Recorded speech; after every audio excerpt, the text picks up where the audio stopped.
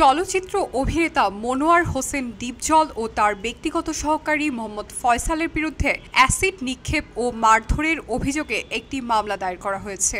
৮ জুলাই ২০২৫ মঙ্গলবার Dhaka metropolitan magistrate মাহবুব আলমের আদালতে রাজিদা আক্তার নামে এক নারী এই মামলার আবেদন করেন। আদালত বাদীর জবানবন্দি গ্রহণ করে মামলাটি তদন্তের জন্য পুলিশের অপরাধ বিভাগ সিআইডিকে নির্দেশ দেন এবং তদন্ত প্রতিবেদন দাখিলের নির্দেশ দেন। বাদীপক্ষের আইনজীবী মোজাহিদুল ইসলাম জানিয়েছেন, রাজিদা আক্তার অভিযোগ করেছেন যে ডিপজল ও তার সহযোগী ফয়সাল তাকে মারধর ও অ্যাসিড ছুঁড়ে হত্যার চেষ্টা করেছেন। মামলাটি এখনও প্রাথমিক পর্যায়ে রয়েছে এবং আদালতের নির্দেশনা অনুযায়ী তদন্ত শেষে প্রতিবেদন দাখিলের পরই পরবর্তী আইনি পদক্ষেপ গ্রহণ করা হবে। পোশাক শ্রমিক রাজিদা জানান, গরুর হাটে ডিপজলকে ভক্ত হিসেবে তিনি দেখতে যান। ডিপজল এতে বিরক্ত হয়ে বলেন, এই মহিলা এখানে কেন?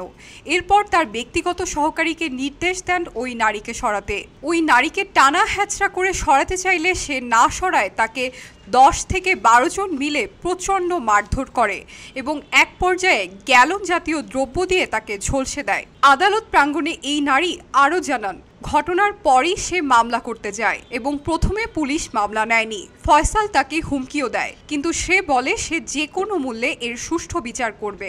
রাজিদা দেশবাসীর কাছে তার সুষ্ঠু বিচার চেয়েছেন। উল্লেখ্য, ডিপজলের বিরুদ্ধে এর আগেও বিভিন্ন সময় অস্ত্র, মারধর ও খুনের চেষ্টার মতো মামলায় জড়িত থাকার অভিযোগ উঠেছিল। এর মধ্যে ২০০৭ সালে অবৈধ অস্ত্র মামলায় তিনি কারাদণ্ডপ্রাপ্ত হন এবং ২০১০ সালে এক ট্রাফিক পুলিশকে মারধরের মামলায় তাকে কারাগারে পাঠানো হয়েছিল। সর্বশেষ ২০২৪ সালের সেপ্টেম্বরে এক যুবককে হত্যার ঘটনায় ডিপজল ও তার সহযোগীদের বিরুদ্ধে আরেকটি মামলা চলে। বর্তমানে অ্যাসিড মামলার মতো গুরুতর অভিযোগের প্রেক্ষিতে এ মামলার নতুন করে ডিপজলের বিরুদ্ধে আলোচনার জন্ম দিয়েছে। মামলার তদন্ত শেষ না হওয়া পর্যন্ত তার বিরুদ্ধে আনিত অভিযোগের সত্যতা নির্ধারণ করা সম্ভব নয়। তবে আদালতের নির্দেশে সিআইডির তদন্ত রিপোর্ট মামলার ভবিষ্যৎ গতি নির্ধারণ করবে। শাইনি আলম চৌধুরী, খবরের কাগজ। এলো খবরের কাগজ, নিখাত, নির্ভীক, নিরপেক্ষ।